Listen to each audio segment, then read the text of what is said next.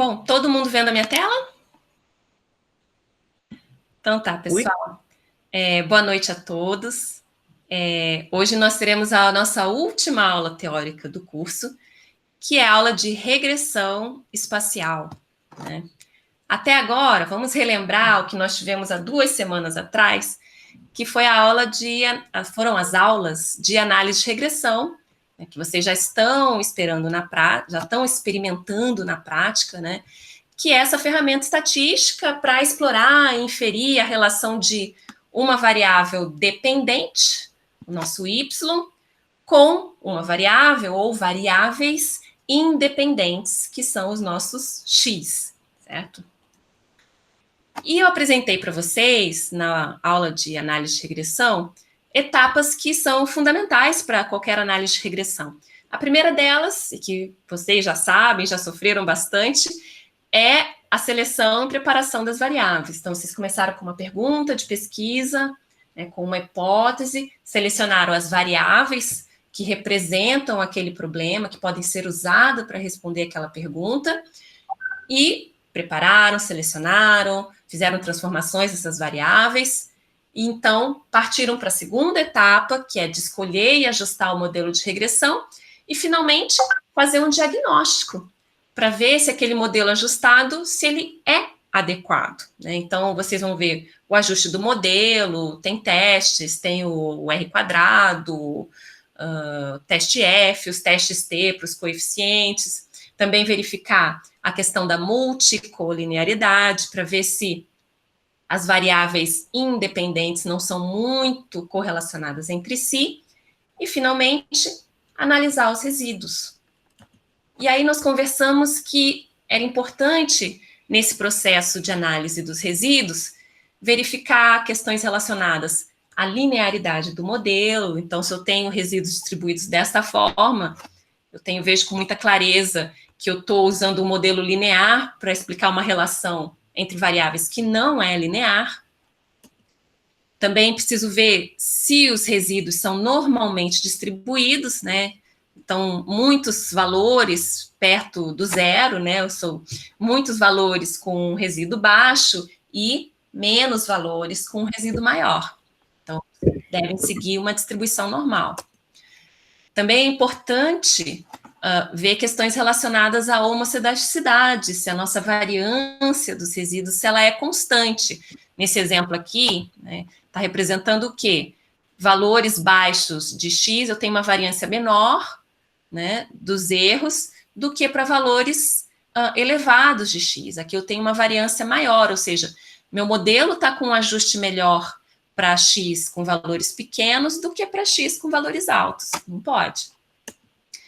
Também é importante olhar a questão da presença de outliers, a presença de valores influentes, verificar se meus resíduos são independentes, né, ou se são erros correlacionados. E aqui a gente tem que olhar também a questão da independência espacial, e por isso a aula passada a gente discutiu a questão da autocorrelação espacial, índices de autocorrelação espaciais.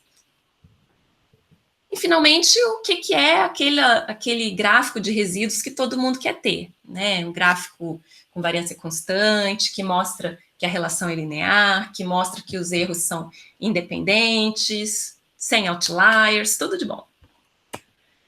Bom, e nessa análise dos resíduos, quando a gente está lidando com dados espaciais, e no planejamento territorial é o caso, né, a gente tem que olhar se esses resíduos são independentes espacialmente. E se a hipótese de independência espacial das observações, se ela for falsa, se a gente não conseguir rejeitar se a gente rejeitar a hipótese nula de que os nossos resíduos são independentes espacialmente, então tem um caso de dependência espacial, né? E se a gente tem isso, se a gente tem efeitos espaciais, se tem uma forte tendência, uma forte correlação espacial, então os meus estimadores têm problema, eles estão enviesados, eles podem apresentar associação estatística onde tem ou onde não existe e vice-versa. E como que eu verifico se os meus resíduos são independentes espacialmente, né? medindo a autocorrelação espacial dos resíduos da regressão, que foi exatamente a aula passada, né? Então, dica para o trabalho final de curso, né? Vocês precisam verificar se os resíduos do modelo de regressão de vocês são independentes espacialmente ou não. Vocês vão precisar exportar a tabela dos resíduos do modelo de regressão de vocês, né? Colocar no arquivo espacial de vocês, seja um shapefile, seja um geopackage, e visualizar esses resíduos, né? Ter um mapa de resíduos e, por fim, calcular o índice de Moran dos resíduos. Pode ser no software Geoda, né? E vendo se esse índice é significativo ou não do ponto de vista estatístico. Aqui um exemplo de um modelo, dos resíduos de um modelo bem simplesinho, que relacionava o crescimento populacional num período, que era 91 e 2000, com a densidade populacional no início desse período. Assim, será que as áreas que mais cresceram na cidade eram as áreas com baixa densidade populacional? Né? Era essa a pergunta, era isso que se queria verificar. E feito o modelo, esses resíduos foram mapeados, né? E mostrou, ó, aqui em azul escuro, que são as áreas com resíduos maiores, resíduos negativos e com alta magnitude, que eram as áreas de baixa densidade em 91 que continuaram com baixa densidade, não cresceram nesse período. Diferente dessas áreas vermelhas, que eram áreas com baixa densidade no início do período analisado e que cresceram muito no período 91-2000. Inclusive, esse aqui é São José dos Campos, inclusive é uma área que teve muita construção de conjuntos habitacionais e que se tornou a área, digamos, a mais violenta da cidade. Né? Então, os resíduos desse modelo foram mapeados, né? Calculou-se o índice de Moran sobre esses resíduos, que foi de 0,45, e aí, fazendo o teste de pseudossignificância, indicou que esse índice é sim significativo, ou seja, tem uma autocorrelação espacial desses resíduos. Né? E aí, significa que as minhas observações não são independentes espacialmente, a gente tem uma violação da premissa do modelo, então eu vou ter problemas na estimativa dos parâmetros do meu modelo. E o que eu faço? Né? O que a gente faz quando isso acontece? Aliás, é uma coisa que eu quero perguntar, pode responder no chat se quiser. Vocês conseguiram gerar o Moran no resíduo dos modelos de vocês? O que aconteceu? Eu vi o Alan e vi que deu um Moran de 0,2 no modelo dele, que, ou seja, essa aula é importante para ele. Né? Teve autocorrelação dos resíduos. Mas alguém conseguiu gerar o Moran nos resíduos de algum modelo que vocês tivessem feito previamente? Mas é o mesmo que o Alan, que a gente é do mesmo grupo, né? E vocês... Então, essa aula aqui é importante, porque se vocês viram, então significa que precisa acionar outras estratégias para construir os modelos de vocês, já que o espaço importa nessa análise.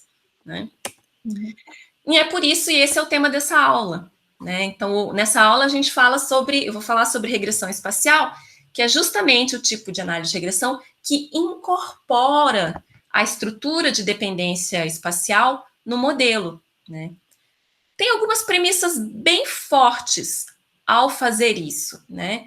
Então, nos modelos de regressão espacial, a gente está considerando que, de certa forma, os valores dos vizinhos, de algumas variáveis na vizinhança, seja variável dependente, ou algumas variáveis que a gente não conseguiu incluir no modelo, enfim, que tem uma relação entre o que acontece em um lugar e o que acontece na vizinhança desse lugar. Então, é isso que a gente vai começar a introduzir, a considerar no modelo. Só que no modelo de regressão espacial, a gente assume que a gente conhece a estrutura de dependência espacial. Então, eu assumo que o valor aqui, que acontece no município, digamos assim, tem relação com o que acontece nos municípios vizinhos. Mas eu tenho que assumir que eu sei o que representa vizinhos, né? Eu tenho que assumir que eu entendo quais são esses vizinhos que têm relação com o que acontece em um determinado lugar. Então, eu assumo que eu conheço essa estrutura de dependência espacial, porque a gente não vai estimar, a gente tem que explicitar uma matriz de vizinhança que a gente coloca a priori, não é uma matriz de vizinhança estimada, né? E, na verdade, a gente não sabe, né? Então, a gente parte que a gente conhece essa estrutura de dependência espacial, que, na verdade, a gente provavelmente não conhece. Então, é uma premissa bastante forte, sim, mas não é tão forte quanto assumir que as observações são independentes espacialmente, que isso sim a gente sabe que não é, principalmente no caso de vocês que tiveram autocorrelação dos resíduos com um índice de Moran significativo, né? Os resíduos nitidamente correlacionados espacialmente, né? Então, para incluir essa estrutura de dependência espacial, que é algo que a gente define a priori no modelo de regressão espacial, assim como a gente definiu a priori no índice de autocorrelação espacial, então, para isso, a gente tem que ter aquelas matrizes de vizinhança ou de ponderação, e as tipicamente consideradas são as de contiguidade, que vocês já viram, né? Já falamos disso na última aula, matriz de Quinn, matriz de Hooke, ou de distâncias, a gente pode considerar um decaimento, né, da influência da vizinhança com a distância, ou a gente pode considerar os N vizinhos mais próximos, 10 vizinhos mais próximos, 15 vizinhos mais próximos. Então, com isso, a gente inclui, né, essa estrutura de dependência espacial no modelo, e a gente dá ela a priori. Os modelos de regressão espacial, eles podem ser globais ou locais, e é aí que o negócio fica interessante, né? O que são modelos de regressão espacial globais? O modelo de regressão clássica que vocês viram até agora é um modelo de regressão global. Por quê? Você tem um modelo para toda a sua área de estudo. É o mesmo modelo. Então, tem um modelo, um parâmetro para capturar, seja a estrutura de autocorrelação espacial ou todo o resto, mas é só um modelo para a área de estudo toda. Já os modelos locais, os parâmetros vão variar no espaço. Às vezes continuamente, como eu escrevi aqui, mas nem sempre continuamente, às vezes de forma discreta. Vamos chegar lá. Bom, vou começar com os modelos com efeitos espaciais globais. Qual é a premissa desses modelos? É a de que é possível capturar essa estrutura de autocorrelação espacial num único parâmetro, que é um parâmetro que é adicionado ao modelo de regressão. E a gente vai tratar aqui de dois modelos globais, dois modelos espaciais globais. Um que a gente conhecido como Spatial Lag Model, né, modelo Spatial Lag, que vai atribuir a autocorrelação espacial à variável dependente y, e o Spatial Error Model, que vai atribuir a autocorrelação ao erro, aos resíduos. Vamos começar pelo modelo Spatial Lag, né? A premissa desse modelo é que o meu y ele é afetado pelos valores da variável nas áreas vizinhas. Então, por exemplo, se eu tenho uma alta taxa de Covid em São Paulo, essa alta taxa de Covid em São Paulo, ela é afetada pela taxa de Covid nos municípios vizinhos, entendeu? Então, o valor da minha variável na vizinhança influencia, né? Então, se eu pegar o exemplo do consumo d'água, significa que o consumo d'água em Santo André, ele é influenciado pelo consumo de água nos municípios vizinhos, certo? Então, para ter este modelo Spatial Lag, eu incorporo uma nova variável no meu modelo de regressão linear, que está aqui, ó. É o valor da variável y nos vizinhos. Então, para explicar a taxa de Covid em São Paulo, eu vou incluir alguma coisa que tenha relação com a política pública, que tenha relação com o comportamento das pessoas, mas também vou incluir a taxa de Covid nos municípios vizinhos. né, como uma variável explicativa, como uma variável independente. Então, tá aqui, ó, esse WY é o Y dos vizinhos, e a gente chama isso de spatial lag, né? E aqui eu vou ter um coeficiente, é como se fosse um beta para esse componente aqui, que é o valor dos vizinhos, mas que a gente vai chamar de coeficiente espacial autorregressivo, que na verdade é uma medida de correlação espacial, né? A relação entre o valor de Y em uma área e o valor de Y em seus vizinhos, certo? Exemplo, dei a taxa de Covid, do valor de imóveis, né? Se tem um bairro que tem valores de imóveis mais altos ou mais baixos, será que esse preço dos imóveis ele tem relação com o preço dos imóveis na vizinhança? Então, para entender, para explicar o preço dos imóveis em um bairro, eu deveria incluir o preço dos imóveis na vizinhança como mais uma variável explicativa, como mais uma variável independente, certo? E tem o modelo Spatial Error, que é parecido, mas ele parte de uma premissa diferente. Ele vai dizer que as observações, elas são interdependentes, tem uma dependência entre elas, graças a variáveis que eu não estou mensurando e que são espacialmente correlacionadas. Então, eu posso dizer que existe uma correlação entre o consumo de água em um município e o consumo de água nos seus vizinhos, não porque o consumo de água em si interfere, o consumo de água dos vizinhos em si interfere no valor do município em questão, mas sim porque existem algumas variáveis que interferem e que eu não estou incluindo no modelo. Então, esses efeitos espaciais que eu vejo nos resíduos são frutos de um ruído, são frutos de variáveis que eu não incluí no meu modelo e que são correlacionadas entre si, por exemplo, fatores culturais, ou, sei lá, temperatura, as pessoas gastam mais, sei lá. Então, eu considero que isso, eu atribuo isso a um erro, porque eu considero que se eu conseguisse incorporar essas variáveis, esses x's, né, que eu não incorporei no modelo, eu não teria mais autocorrelação espacial dos resíduos, né? Então, como eu não consegui modelar todas as características de uma unidade geográfica que podem influenciar nessa variável em questão, por isso a autocorrelação espacial foi parar no erro, né? Mas se eu conseguisse incluir, eu não teria mais autocorrelação dos resíduos. Então, eu atribuo, né, essa questão de autocorrelação espacial ao erro.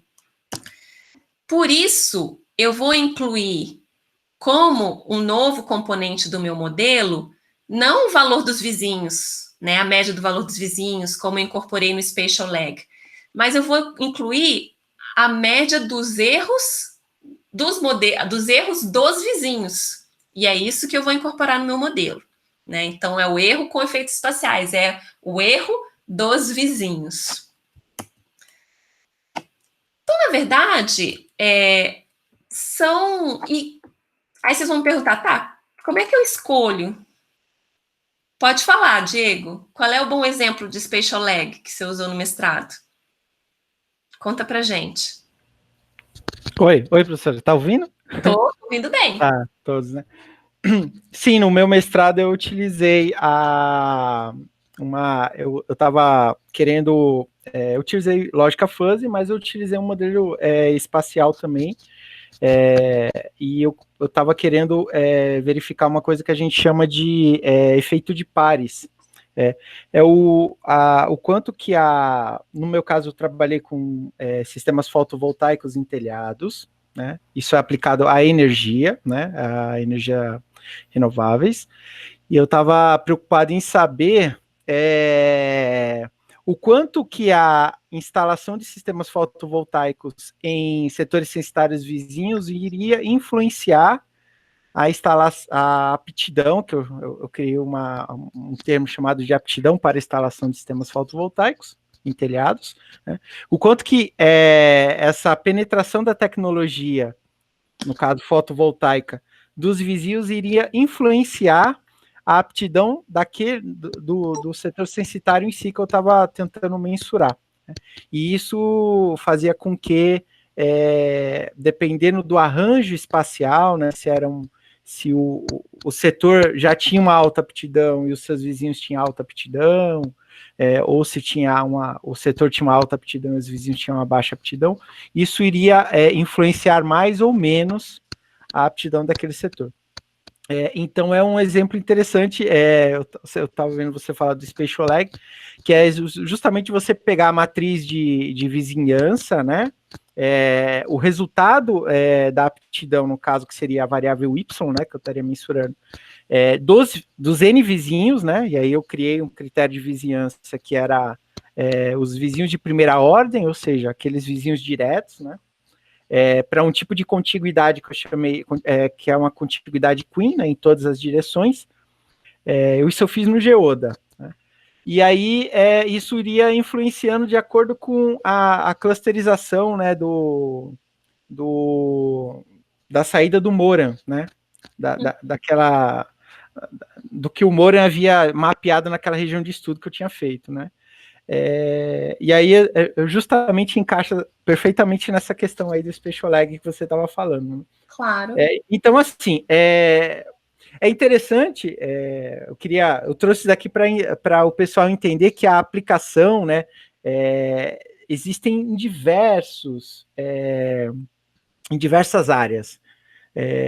Às vezes em uma área que você não faz nem nossa, mas será que isso tem alguma coisa? Não, existe às vezes uma aplicação que tem uma lógica espacial por trás, né? Por exemplo, em energia, né? Olha, é uma coisa que a gente não ouve muito falar, né?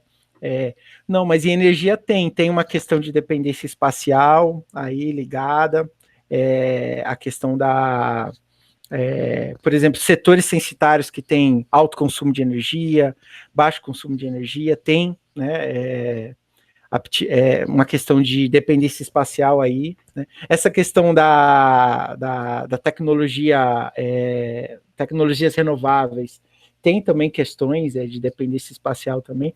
Então, assim, exemplos existem em diversas áreas e as mais variadas possíveis, né? Às vezes a gente até se surpreende, né? Eu mesmo me surpreendo, às vezes, que fala assim, nossa, que coisa interessante, eu nunca imaginei, né, que isso daí tinha uma correlação espacial, né? Mas eu acho que isso que é o gostoso, né? De a gente trazer várias experiências para o pessoal abrir um pouco a mente, né? Com Era só certeza. isso que eu queria falar. Não, até eu me surpreendo às vezes com as aplicações, onde eu menos espero, eu aciono esse conhecimento. Conhecimentos que eu estou apresentando para vocês nessa aula. Né? Bom, quando a gente vai elaborar um modelo de regressão espacial global, como tem duas opções, é bem comum a gente ficar na dúvida, assim, pegando o exemplo do Diego, né, esse potencial que ele estava avaliando.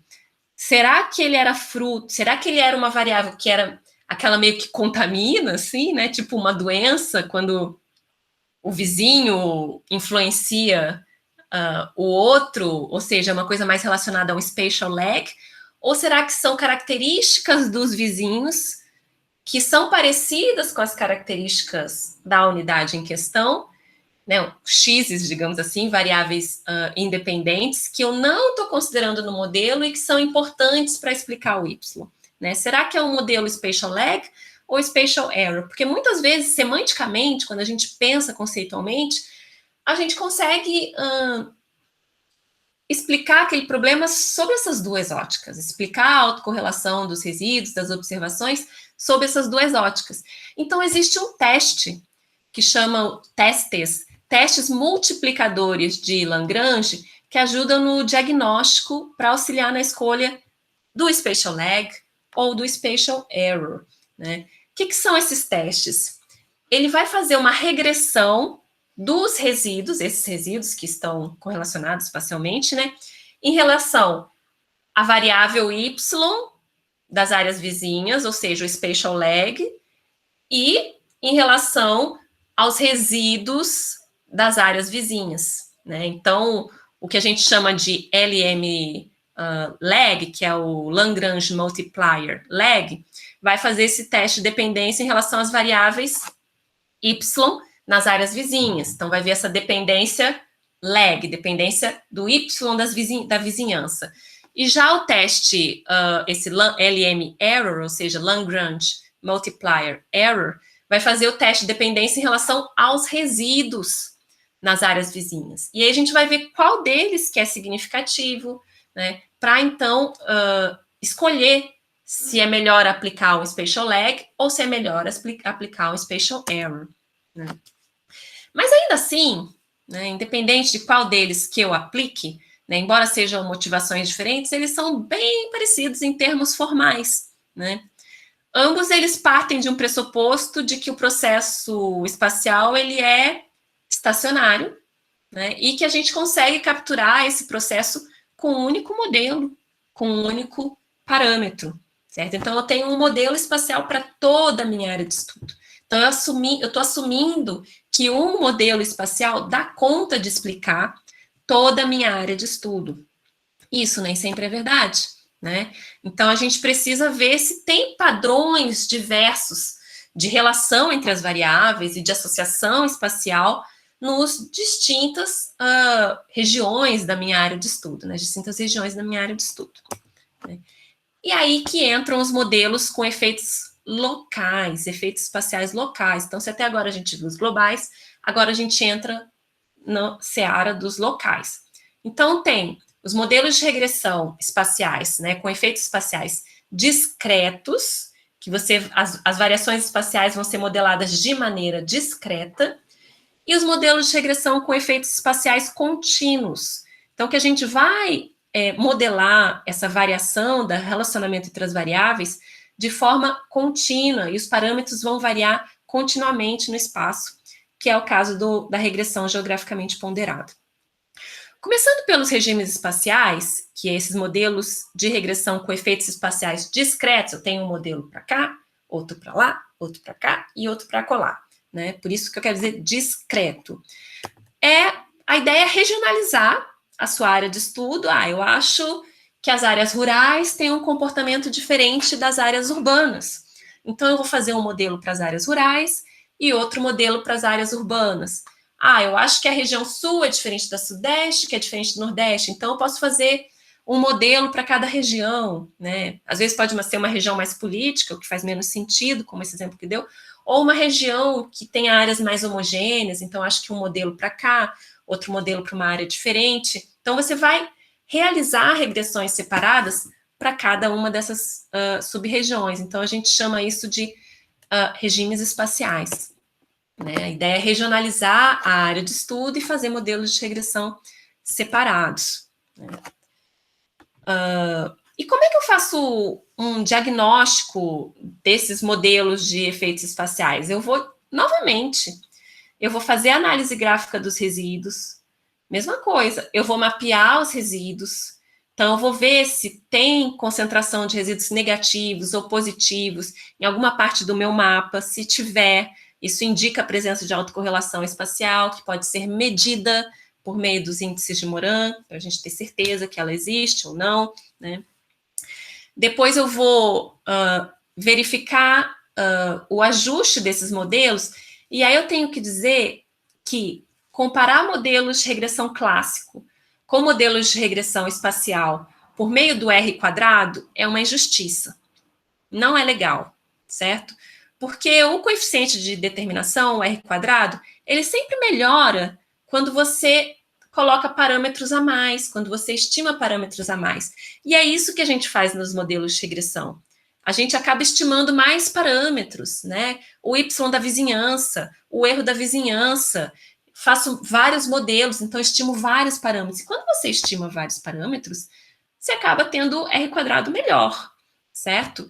Então, é injusto comparar o R² do modelo clássico com um modelo espacial. Por isso, as pessoas costumam utilizar uma outra métrica de avaliação do ajuste do modelo, que se chama critério de informação de Akaike, que ela não é tão intuitiva do ponto de vista da interpretação do indicador, porque o R² ele é muito intuitivo, né? Se você tem 0,3, significa que você consegue explicar 30% da variância do teu Y, e é isso que a gente quer fazer, explicar a variância do Y. Eu consegui tive 30% de sucesso, né? Consegui explicar 30%. O critério de informação de Acai que não tem essa leitura bacana, mas o que tem de bacana é que a avaliação do ajuste, né, o critério de informação, ele é penalizado em função do número de parâmetros. Então, se eu incluo mais parâmetros, eu dou uma penalizada nesse Acai. Então, acaba sendo mais justo eu comparar um modelo de regressão espacial com um modelo clássico utilizando o critério de informação Acai. Então, geralmente, é a medida que se usa para comparar qual modelo, se um modelo é melhor que o outro. E aí, atenção, ao contrário do R², que quanto maior, melhor, no caso do critério de informação de Acai, quanto menor o valor, melhor. Tá? Então, a interpretação é invertida. Bom, aqui a gente fez uma regressão, por exemplo, que compara a questão da longevidade nos setores e da renda nesses setores, né, mostrando que tem uma relação positiva, e compara com regressão simples, com spatial lag e com regimes espaciais, e vê que o R², mesmo ajustado, que tenta punir, ele muda bastante, né? Da regressão simples foi de 28 para 0,80, e o Acai que também muda bastante, ó, dos regimes espaciais ficou bem menor, do spatial lag ficou menor também que o da regressão simples, o que quer dizer que, mesmo penalizando, né, pelo fato de eu ter que estimar mais parâmetros, os modelos espaciais ainda foram mais bem-sucedidos para relacionar essas variáveis de longevidade e renda. E eu consegui excluir aqui a autocorrelação dos resíduos, né? Bom, eu falei dos dois tipos, né, apresentei dois modelos espaciais globais, que é o Spatial Lag e o Spatial Error. E agora eu estou falando dos modelos espaciais locais. O primeiro deles é regimes espaciais, que é praticamente fazer análise de regressão para regiões distintas. Então, eu tenho que primeiro regionalizar a minha área de estudo. E outro modelo de regressão espacial muito bacana, já usei ele numa infinidade de situações, é o modelo de regressão geograficamente ponderado, conhecido como GWR. E agora, muita atenção, porque ele é diferente de tudo que eu apresentei até agora. O modelo de regressão geograficamente ponderado, ele vai ajustar o modelo de regressão para cada observação. Então, se eu tenho os municípios do estado de São Paulo, ele vai ajustar o modelo de regressão para cada município do estado de São Paulo. Como assim? Sim, para fazer o modelo de regressão para o município de São Paulo, vai considerar todos os outros municípios, porém, vai ponderar todas as demais observações como uma função da distância a esse ponto. Então, vai considerar mais peso para aquelas observações que são mais próximas. Então, para estimar o modelo, eu vou considerar mais os municípios mais próximos de São Paulo do que os municípios longe de São Paulo. E vou fazer isso para cada município do estado de São Paulo. Com isso, eu vou ter um modelo de regressão para cada município.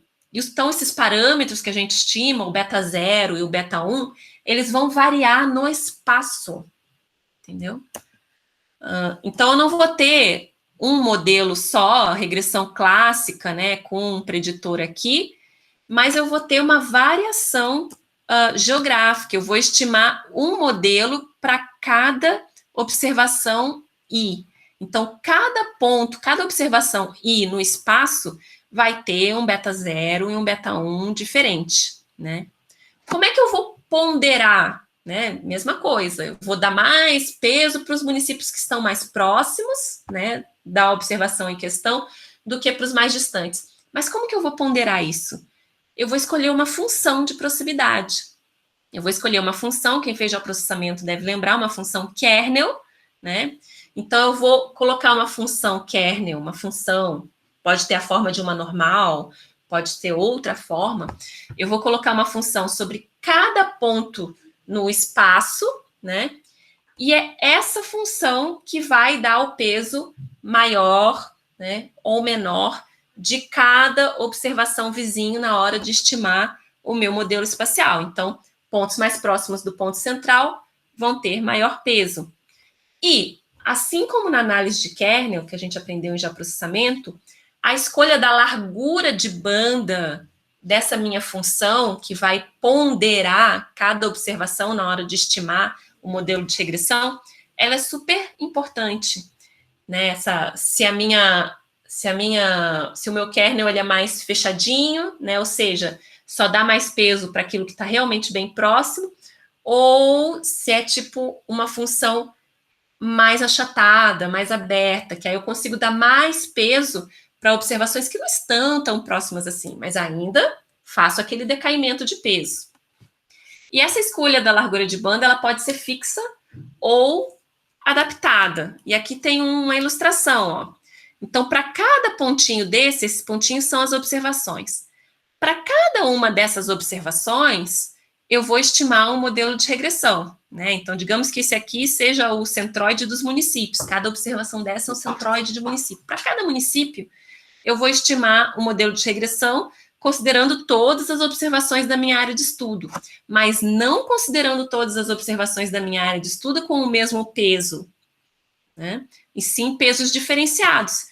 Eu vou dar mais peso para as observações que estão próximas e menos peso para as observações que estão distantes. Mas como eu defino esses pesos? Com uma função de ponderação, com um kernel, que ele pode... e essa largura de banda do kernel, a extensão da minha função de ponderação, ela pode ser fixa, vou dizer, é sempre tantos quilômetros, ou ela pode ser variável, né? Ela pode ser menorzinha quando tem muita densidade de pontos, municípios muito pequenininhos, muito próximos um dos outros, e pode ser mais larga para regiões que os municípios são muito grandes. Então, eu faço um kernel maior. Então, em geral, a gente usa GWR com uma função de ponderação adaptável. Então, que ela se ajusta à densidade das observações. E no exemplo do tutorial de vocês vai ser assim também. Bom, falando sobre o ajuste do modelo GWR, né? A gente vai usar as mesmas técnicas de análise que a gente conhece, só que comparar é super problemático, porque eu não estou comparando um modelo com outro modelo. Eu estou comparando N modelos, né? Porque o GWR vai ter tantos modelos quanto o número de observações, quanto o número de municípios, quanto o número de setores censitários que você tem na sua base de dados, né?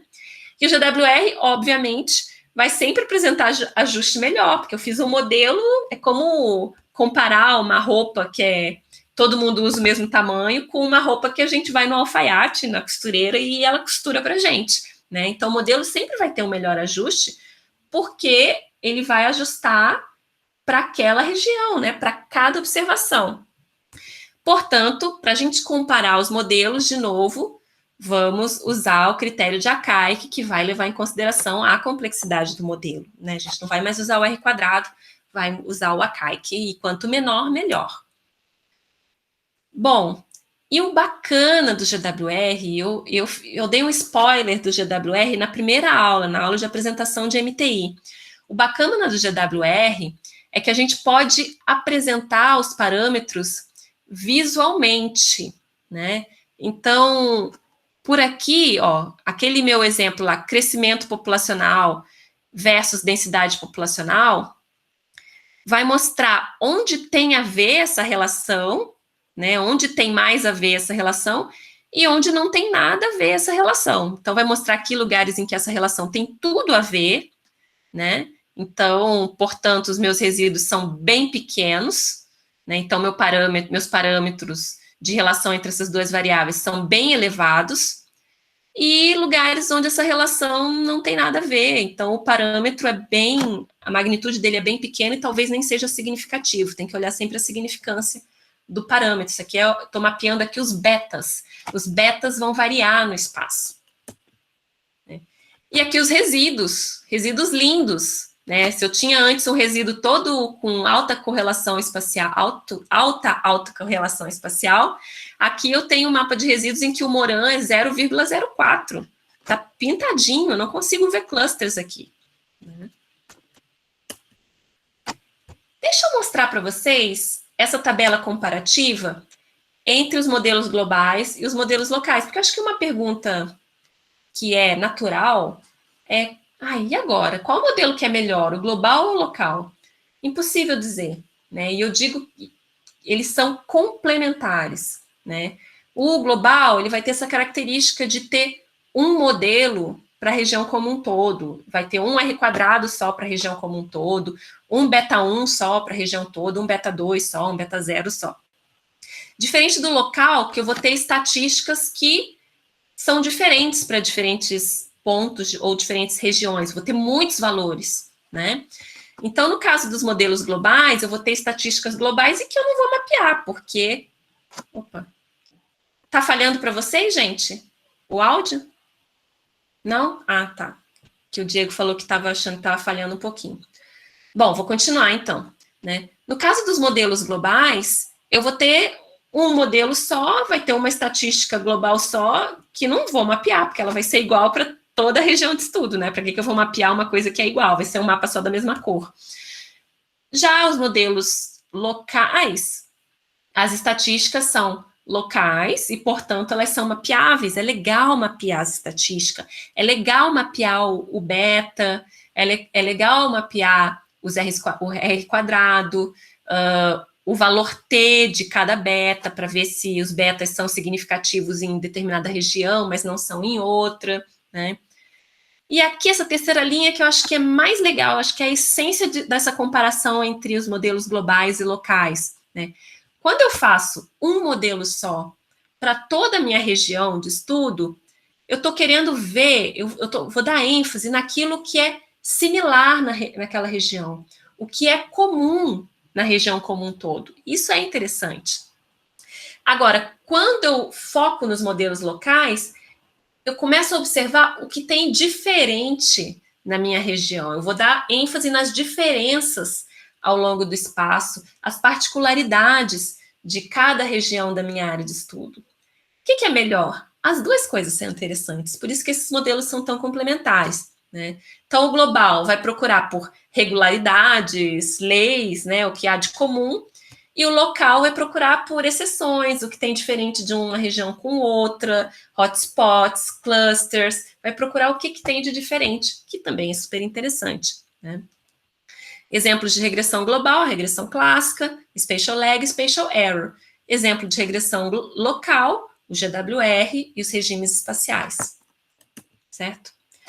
E o exemplo é o exemplo do tutorial de vocês e o exemplo que eu mostrei lá na primeira aula, né? Então, e tenho mostrado ao longo da disciplina, a questão de comparar o consumo de água com a renda per capita e o quanto a renda consegue explicar a variação do consumo de água, né? O primeiro passo é sempre mapear a variável de vocês para ver como que ela se distribui no espaço, né? Fazer toda a análise exploratória, fazer o modelo de regressão linear global. Ninguém aqui vai conseguir escapar de um modelo de regressão clássico, né? Inclusive, a gente já fez nos tutoriais esses modelos de consumo versus renda, certo? O R² de 0,36, etc. Tudo isso aqui a gente já fez nos tutoriais, né? Mas a pergunta é, eu olhei no meu modelo de regressão linear global que sim, há uma relação entre o consumo de água e renda, né? A renda consegue explicar cerca de 36% dessa variação do consumo de água. Eu posso interpretar esse meu coeficiente beta, né, que um incremento de R$1 na renda vai estar relacionado ao incremento de 41 vezes 10 na menos 6 metros cúbicos por pessoa, por dia, certo? Já conversamos sobre isso. Mas a pergunta é, se essa relação que eu capturei em um simples modelo, em um modelo só, um modelo para o Brasil inteiro, será que essa relação entre consumo de água e renda ocorre da mesma forma em todo o país?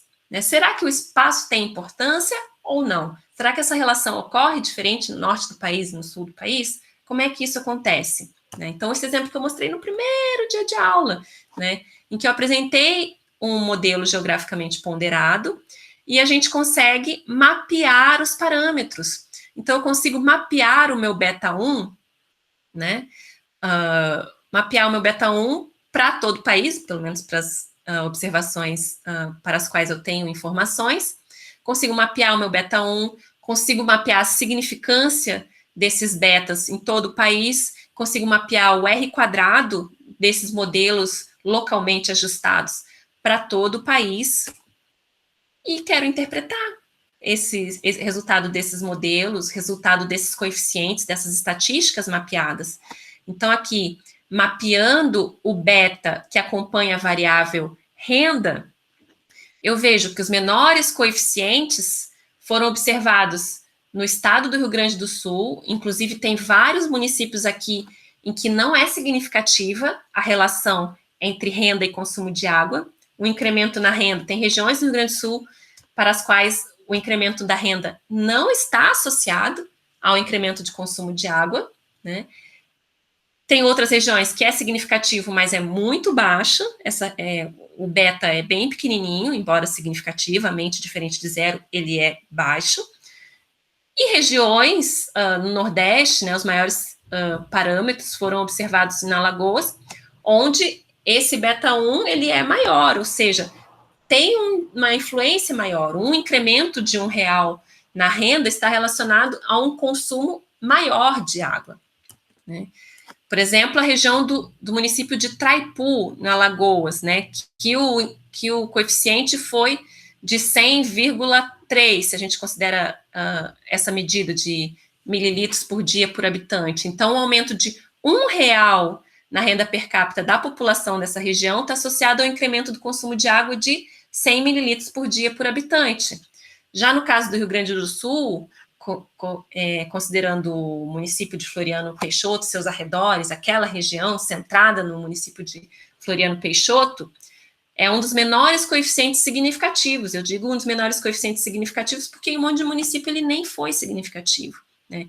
E nesse que o coeficiente é significativo, então é para o qual eu posso dizer que ele é significativamente diferente de zero, um aumento de R$1 na renda per capita da população está associado ao aumento do consumo de 10 mililitros por dia por habitante, 10 vezes menor. Então, essa relação entre consumo e renda per capita, ela varia espacialmente. Inclusive, aqui, ó, eu tenho mapeado o R quadrado. Então, a capacidade da renda de capturar a variação do consumo de água também varia espacialmente. Então, onde está o verde mais escuro, eu tenho R quadrado, construir modelos cujo R quadrado são superiores a 50, 0,5. Então, eu consigo capturar mais de 50% da variação do consumo de água. E tenho os verdes mais clarinhos, que não chega a 21%, é até 20%. Então, também o R quadrado vai variar espacialmente e é interessante fazer essa leitura também. E aqui, como eu já apresentei, hipóteses para ter essas diferenças, né? A hipótese é de que uma região como o Nordeste, um incremento de renda, né, isso aí é uma hipótese, são as perguntas que surgem a partir desse resultado, né, que precisam ser avaliadas ainda. Mas uma hipótese é que um incremento na renda em uma região no Nordeste mais pobre se converte, né, mais diretamente no consumo de bens de consumos básicos, como consumo de água, do que em regiões de renda maior, como o Rio Grande do Sul, em que o incremento da renda pode refletir no aumento de consumo de outros bens não tão básicos quanto a água. Certo? Bom, aqui alguns tutoriais sobre regressão espacial. Softwares que a gente pode usar para computar as regressões espaciais. O R, que a gente vai usar no tutorial, ele é capaz de calcular o índice de Moran, o LISA, a regressão clássica espacial, Spatial Lag, Spatial Error, o GWR também. O GEODA, tudo isso, exceto o GWR. Né? O software Spring TerraView do INPE consegue calcular o índice de Moran e o LISA Map. E tem um software também que é gratuito, que é o GWR 4.0, que permite que vocês calculem o GWR. Nesse curso a gente vai usar o R, então os tutoriais estão todos preparados para o uso do R. Né? Então tá lá o tutorial para vocês fazerem. sozinhos, né, usando o software R. E esse tutorial nesse tutorial vocês vão aprender a executar um modelo de regressão espacial global, né, tanto o Spatial Lag quanto o Spatial Error, e o modelo de regressão espacial local, o GWR. Então, a primeira coisa, vocês vão ter que importar um arquivo espacial, seja um GeoPackage ou um shapefile, que o R entende como sendo um arquivo, né, um objeto do tipo Simple Feature, que é esse SF, como se abrevia. Então, se você importa um GeoPackage, que é o que a gente vai fazer no tutorial, ele entende isso, ele mostra que é uma geometria do tipo múltiplos polígonos, que tem tantas feições, mostra que está no sistema Sirgas 2000, certo? Então, ele consegue, claro, depois de instalar um pacote, consegue ler um arquivo espacial R, ele tem essa capacidade. Aqui vocês vão ver como executar os modelos de regressão espacial Spatial Lag e Spatial Error no item 2. Primeiro, vocês vão executar um modelo comum, né, o linear. Depois, vocês vão gerar a matriz de vizinhança, definir quem são os vizinhos. Então, tem os comandos para definir quem são os vizinhos, né, tem todos os procedimentos. Depois, olhem esses slides com um pouquinho mais de atenção, se achar que... Acho que o tutorial está bem claro, já tem muita explicação, mas aqui tem algumas explicações extras, inclusive sobre como interpretar, né? Então, o que vai ensinar aqui é você fazer o modelo de regressão clássico, que vocês já fizeram, fazer o teste de Moran em cima desse modelo de regressão clássico, aqui no caso, o teste de Moran sobre os resíduos, né? Mostrou que sim, tem uma autocorrelação espacial dos resíduos, vê o p-valor é bem pequenininho. Aí, ensina vocês a aplicarem os testes multiplicadores de Lagrange para definir se vocês vão, mais adequado é um Spatial Lag ou um Spatial Error. E aqui aconteceu uma coisa interessante, porque todos os testes deram significativos, o que a resposta é, você pode usar tanto um quanto o outro, né? E aí, o que você vai olhar, aqui, ó, todos os testes, os 4 testes, a gente vai aplicar o teste para ver se o Spatial Error é o melhor, para ver se o Spatial Lag é melhor, depois um teste, uma versão mais robusta de cada um desses testes, e todos eles deram significativos, só que os testes do Spatial Error deram uma estatística teste maior, o que significa que tende a ser melhor, né? Mas os dois são adequados. Todos significativos, só a estatística teste maior para o Lagrange Multiplier aplicado sobre o erro dos modelos, ou seja, comparou, né, com o erro dos vizinhos. Bom, e aqui explica como fazer o Spatial Lag. A saída vai dar a mesma coisa, ó, os estimadores, o beta 0, o beta 1, e esse novo beta aqui, que na verdade a gente chama de ρ, que é o coeficiente espacial autorregressivo, é como se fosse o beta que acompanha o valor de y dos vizinhos, né? E ele é significativo, ou seja, é aquele beta que captura essa medida de autocorrelação espacial, é esse ρ aqui. Então, é como o beta que acompanha o y dos vizinhos, Spatial Lag. Mostra aqui o critério de Akaike, inclusive já compara com o modelo clássico e mostra que ele é menor, ou seja, o modelo Spatial Lag é melhor do que o clássico. E, nesse caso, ele já fez um teste para os resíduos de autocorrelação e mostra que, no final das contas, depois de eu aplicar um Spatial Lag, né, e se eu aplicar um Moran nos resíduos do Spatial Lag, os meus resíduos não estão mais correlacionados espacialmente, né, os resíduos estão bem baixinhos, bem pequenininhos, assim, não tem mais autocorrelação espacial, o índice de Moran é praticamente 0, né. A mesma coisa para o Spatial Error.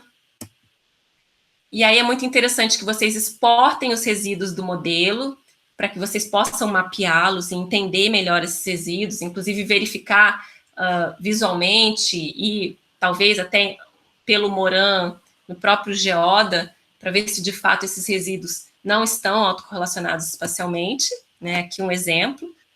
Né, eu pego os resíduos do meu modelo, o Spatial Error, espacializo eles, e está um Moran bem pequenininho, 0,07, bem diferente do que estava antes, que estava elevado, não lembro mais quanto que estava. Estava, deixa eu ver, 0,45, modelo clássico tinha os resíduos super autocorrelacionados, e ao aplicar o modelo Spatial Error, eles passaram para menos 0,07, né, não significativos. E depois, como que vocês vão conduzir um modelo de regressão geograficamente ponderado, e aí chama atenção para algumas coisas. Esse modelo demora a rodar, tá bom? Ele é um modelo que demorado, vai demorar uma meia hora no computador de vocês. Por quê? Porque a gente tem uma base de dados com muitas observações, né, que são mais de 4.000 municípios, e vai rodar 4.000 e tantos modelos. Então, por isso que ele é demorado, porque vai ter um modelo para cada observação, certo? Então, aqui a gente vai usar um kernel adaptativo. Então, o primeiro passo para gerar esse modelo é ver que kernel adaptativo é esse. Ele vai testar várias larguras de banda para ver qual que eu tenho um resultado, um ajuste melhor no modelo. E aqui ele concluiu que se eu considerar os 6 vizinhos mais próximos nesse kernel adaptativo, eu tenho um resultado melhor no modelo. Então, isso também é uma coisa que deixa o modelo mais lento. Primeiro, ele tem que achar a largura de banda adaptativa ideal, e ele considerou que seria algo em torno dos 6 vizinhos mais próximos. Eu não vou ter mais um coeficiente beta, mais um R quadrado, mas eu vou ter a estatística descritiva dos coeficientes, porque eu vou ter esses coeficientes diferentes para cada município. Então, aqui na saída do modelo vai me mostrar as estatísticas descritivas dos modelos. E também vai me mostrar o ACAIC, que é 32,344, ou seja, ele é menor do que o da regressão global. Então, o GWR tem resultados, nesse caso, mais interessantes do que uma regressão global, uma regressão clássica, certo? Então, aqui uma tabelinha de comparação desses modelos, né, do ACAIC para a regressão clássica, para o Spatial Error, para o Spatial Lag, e para o GWR, e o menor deles, ou seja, o melhor, é o estimado para o GWR, o que não quer dizer que, por conta disso, o GWR seja o mais adequado, né? É mais adequado se você quiser ver as diferenças no espaço. Agora, se você quiser ver como ter um modelo único para a sua área de estudo inteira, aí mais adequado seria aqui entre esses dois o Spatial Error, que tem um ACAIC um pouquinho menor do que o Spatial Lag, como já dava para desconfiar lá pelos testes multiplicadores de Lagrange, que embora eles tenham dado os 2 significativos, a estatística do teste para o Spatial Error tinha dado superior, então já era algo para a gente desconfiar lá atrás, né? E super importante é você exportar os resultados, né? Porque só essas estatísticas descritivas dos coeficientes não tem graça nenhuma. O que é interessante é você mapear essas estatísticas descritivas. Então, vocês vão exportar os resíduos e fazer mapa dos resíduos, exportar os resíduos não, os resultados dos modelos, os resíduos, coeficientes, né, os testes T, os R quadrado, e plotar. Aqui, por exemplo, ó, o R quadrado local, e mostra os lugares em azul escuro, onde eu consegui uma relação melhor, observar uma relação mais interessante entre o consumo de água e a renda. Então, eu consegui modelos melhores, né, nessa área de azul mais escurinho. Às vezes, ó, o azul escuro é superior a 69. Aqui, ó, esse modelo aqui não é o mesmo que eu apresentei antes, porque esse aqui eu incluí também a rede, a disponibilidade de rede de água. Não é exatamente igual ao do tutorial de vocês, é mais para ilustrar, né? Aqui, ó, onde o beta para renda está superior. Então, são nessas regiões aqui verde escuro, é onde a renda está mais relacionada ao consumo de água. E aqui as estatísticas T, ou seja, onde que é significativo ou não, né, o beta que acompanha a renda. Então, mostra aqui em vermelho, onde a minha estatística teste é inferior ao valor crítico, ou seja, não é significativo. Aqui eu não devo considerar que a renda tem uma relação com o consumo de água. e onde está azul é onde a minha estatística teste é superior ao valor crítico, e, portanto, eu posso considerar, sim, que renda tem uma relação com o consumo de água. E a prática desse conteúdo está bem extensa. É basicamente uma prática assim, vamos encerrar o trabalho, né? Então, o que vocês vão fazer de atividade? Eu deixei até um tempo a mais para o final da semana que vem, né, para sexta-feira. O que é essa prática? É fazer o trabalho de vocês, toda a parte de regressão. Vocês vão fazer o roteiro da aula prática da semana para vocês treinarem. Depois vocês vão usar o banco de dados do trabalho de vocês, pegar o arquivo GeoPackage ou Shapefile e vão fazer tudo o que eu expliquei aqui. Vocês vão executar um modelo de regressão clássica, analisar a autocorrelação dos resíduos, isso já deveria estar pronto, né? Vão interpretar. Depois, se o índice de Moran, né, for significativo, aí vocês vão aplicar os testes multiplicadores de Lagrange para identificar qual modelo de regressão espacial global é mais adequado ao conjunto de dados de vocês, se é o Spatial Lag ou o Spatial Error. E aí vocês vão construir um modelo de regressão para esse que for mais adequado, né? Pode construir para os dois também, para o Spatial Lag e Spatial Error, para fins de comparação. Aí vocês vão interpretar esses resultados. Em seguida, vocês vão mapear os resíduos desses modelos e ver se a gente ainda tem autocorrelação espacial, se já está resolvido esse problema de autocorrelação espacial. Vocês vão interpretar esse resultado. Aí parte para o outro tipo de modelagem. Vão construir um modelo de regressão geograficamente ponderado, no GWR, e vocês vão mapear os resultados e interpretar. E aí eu quero uma conclusão, que vocês comparem os modelos construídos, o clássico espacial global e o espacial local, o GWR, ver quais deles estão com melhor ajuste, o que cada um deles revela, por que usar um, por que usar outro, uma interpretação. Isso, gente, é o trabalho final de vocês. Pelo menos a parte dos cômputos, né? O trabalho final, é claro, no formato de artigo, vocês vão falar da problemática, tem que estar bem apresentado, mas a parte de estimativa de modelos, é isso. Acabou o conteúdo desse curso, tá bom? E aí, pessoal, vou parar de gravar e quero saber se vocês têm alguma pergunta.